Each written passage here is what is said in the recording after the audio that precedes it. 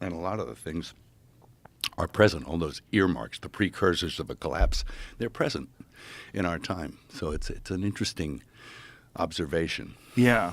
And we're no smarter than our grandparents, I don't think.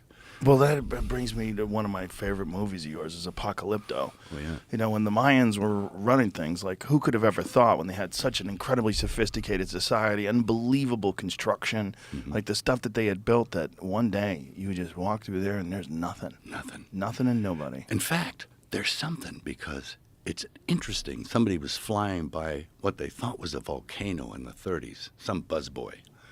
And he thought, hey, somebody built that. Wait a minute, there's 4 by 8 foot bricks.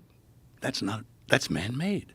And it is literally the biggest pyramid in the world. It's bigger than the ones in Egypt, and it's in Guatemala. Yeah, we talked about that the other day. Yeah, it's a recent discovery, right?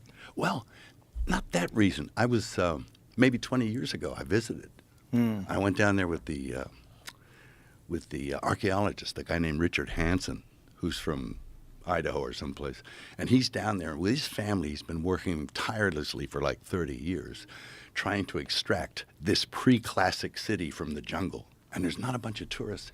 All the pyramids in Tikal would fit inside the one big pyramid in El Mirador. Really? Yeah.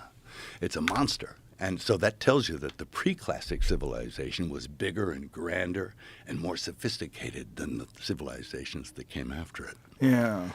Pretty interesting.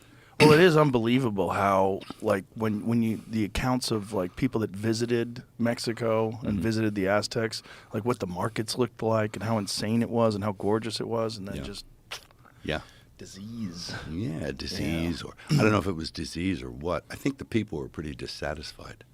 It would have been hard for Cortez, with his limited numbers, to actually take over a civilization like that unless they kind of happened upon a civilization that was pretty dissatisfied with the way things were going. Yeah. So I think they had people to help them sort of I'm rebel. sure.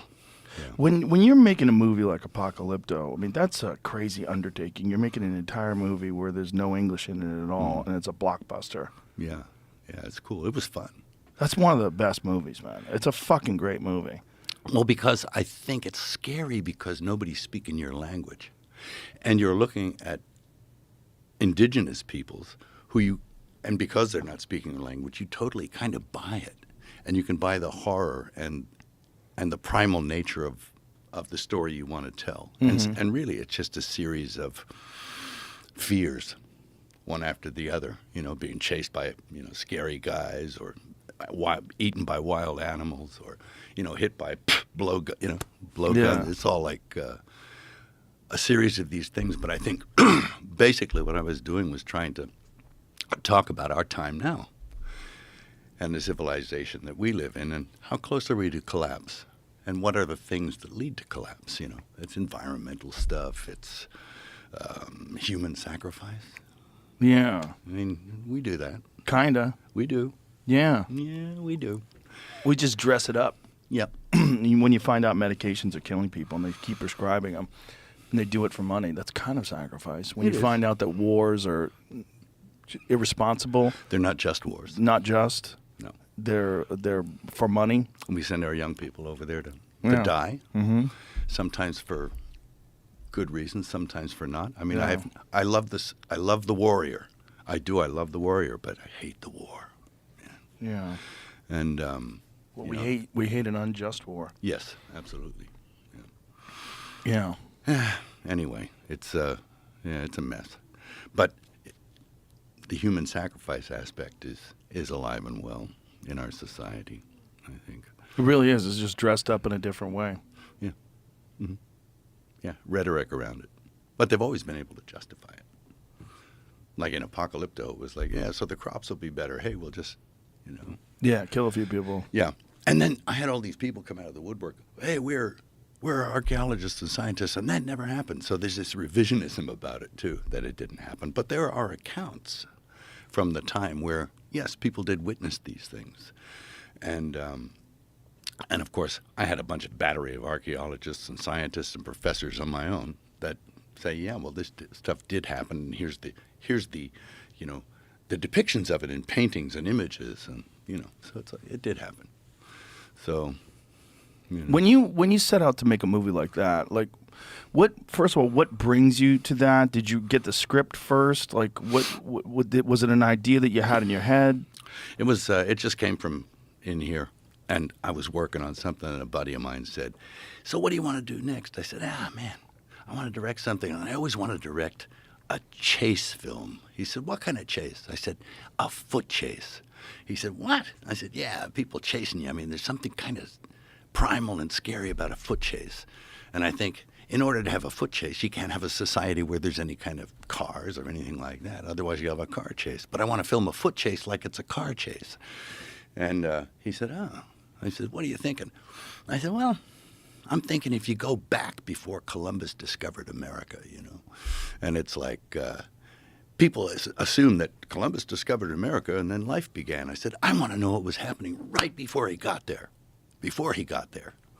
And I said, so I had this idea that you see all this stuff going on and there's no time period on it, and then all of a sudden you date it by the arrival of Europeans. And I thought, it's kind of like the Rod Serling, Planet of the Apes ending. Yeah. It's like, it's kind of a cool ending. And he said, "Oh, wow." And he said, "Where do you think Columbus landed?" I said, "Why don't let's look." So I looked up, and the first peoples he encountered were Mayan trading canoes off the coast of Honduras.